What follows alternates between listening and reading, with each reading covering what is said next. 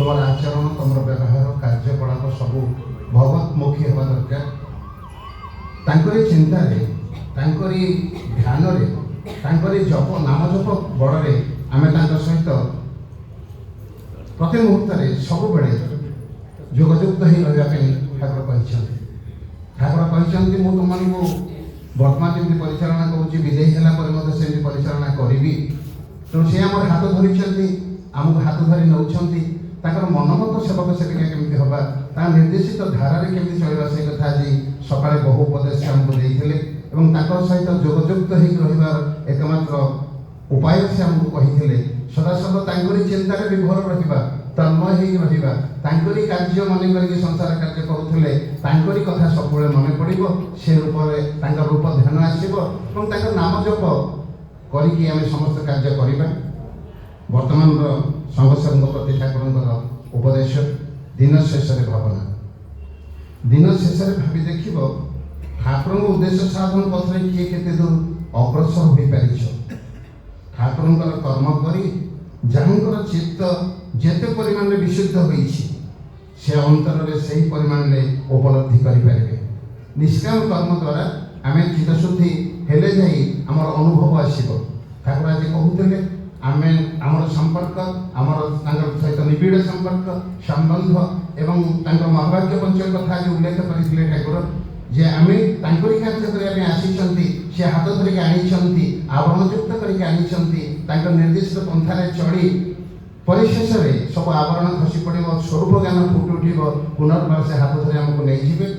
से हूँ चिन्मय पुरुष सच्चिदानंद विग्रह आम मैंने चिन्मय स्वरूप को चिंता करने स्मरण करने से मन पकई दौरान ये समस्त अभिनय परिशेष आमको से हाथ धरी आम मोर से मुक्तिधाम को फेरी जा अभिनय शेष में आम फेरी जा।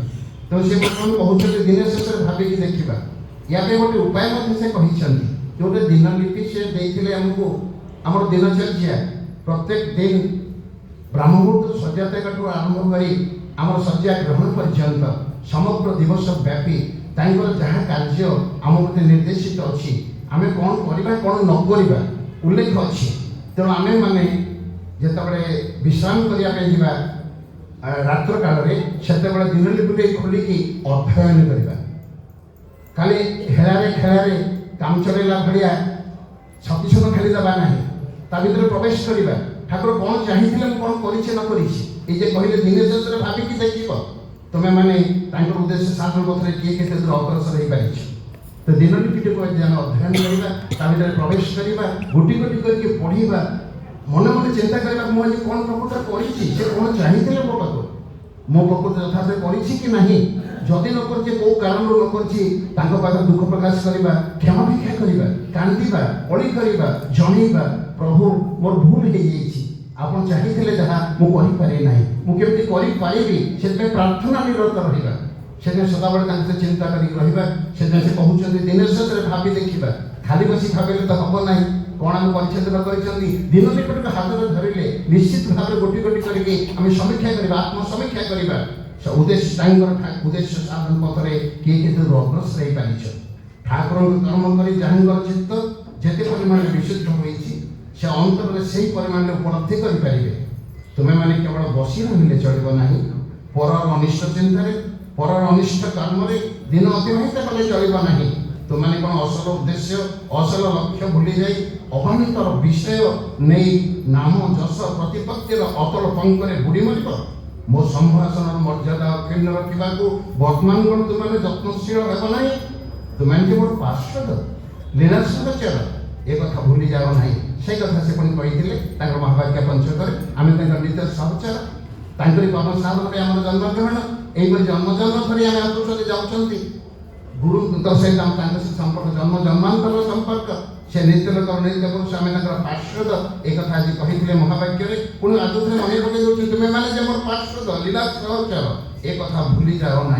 तो कहुई महावाक्य पंचकोटी अमृत ताको सदा सर्वदा मन पकड़ा स्मरण मनन करवा ये महावाक्य पंच को पाथेय करके जीवन यात्रा चलैबा सहित संबंध कौन जाना बुझा और प्रति आम कर्तव्य कौन दायित्व कौन केमी से कौन पाक आशा कहीं कहीं से कृपा करके आमको चरण में आश्रय देते ତାଙ୍କ କୃପା ବିନା ଆମେ କିଛି କରିପାରିନଥାନ୍ତେ।